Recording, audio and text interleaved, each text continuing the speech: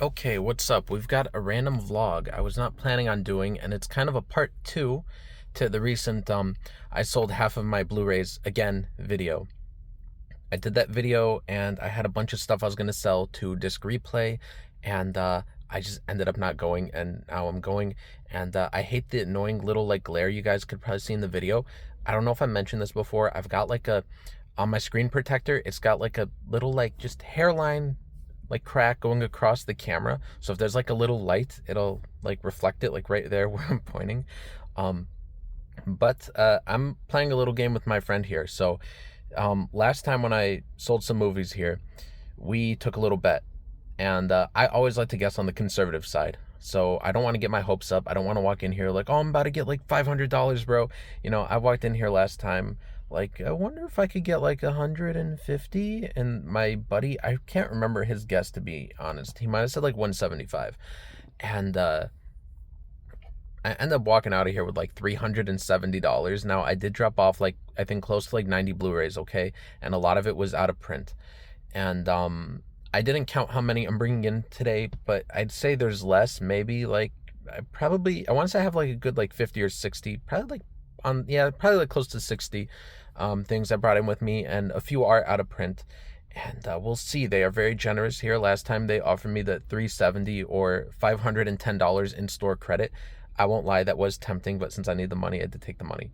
Um, my guess for today, for the game I'm playing with my buddy, is I am guessing probably I'll walk out of here with 200. I don't know if that's too high of a guess, but that was the number that came to mind. I was like, well, 200 maybe.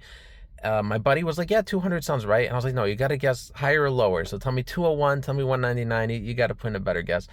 He said 210. So he's saying 210, I'm saying 200. My disc replay, like I mentioned before, they moved locations. They were like 2 minutes away from here before, and they didn't have their phone line up. So I didn't sell to them prior to them moving here. So I think, because they always talk to me like as if I have before, and they're like, oh, well, I know you're probably used to the old way, but we can't do that right now. Our phones are down. So I assume what they mean is if you sell something here, they take your name and number, and then you could go off and do whatever, get something to eat, which I won't do because I don't eat fast food. But I assume that they just take your number and you can go like chill in your car or something, or do whatever you want, and then they'll just call you like when it's ready. Because otherwise, I've had to roam around the store, and last time I was in here for an hour and a half walking around, looking at the same DVDs and Blu-rays I'd already seen a million times, and yeah, I got really bored just walking around for like an hour and a half. And so I'm hoping that this time they will just call me, because I did bring a book with me. I am reading Sphere. It's Spherical by Michael Crichton. So I brought that with me to read in case I could chill in my car. They don't have any chairs inside. So but I have some mints here, so I'm gonna take a mint, and then I'm gonna go down now and see.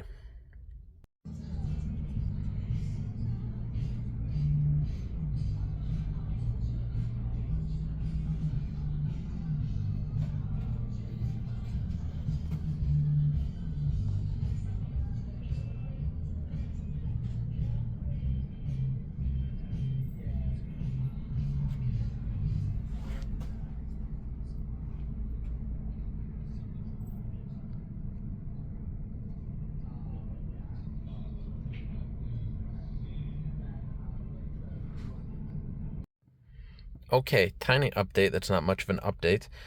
They did not have whatever works. This must be like the only video store that does not have like a whole stack like sitting in a corner of whatever works. So I did not find that. My buddy's list, still I have not found anything. Although to be fair, I did look for them last time, and they didn't have them then. They haven't really gotten much new stock. It looks like they got a few new things.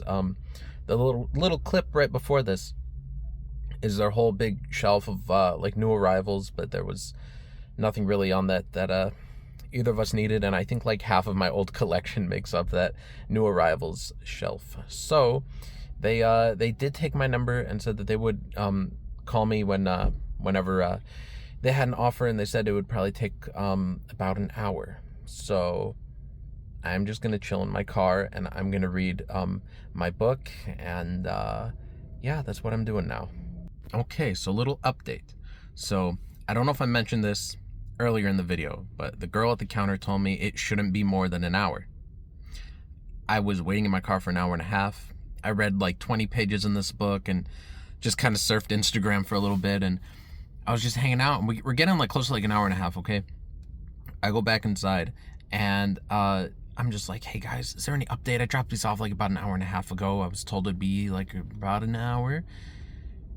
The two employees go back and talk for a second and then come back to me and say, it's busier than we expect on this Wednesday afternoon. You know, I dropped these off at like before noon. It was like 11 something. I dropped them off. They're like, oh, it's busier than expected, and somebody called off, so it's gonna be a couple, I thought they were gonna say minutes, or like, it's gonna be a couple more hours. I was like, a couple more hours? They're like, yeah, you know, like somebody called off. You know, guys, from my understanding, all these places do is they like scan the barcode, and then the system tells them like probably what they're gonna charge for this thing. There might be a little research to do here and there, but I don't think it's that extensive.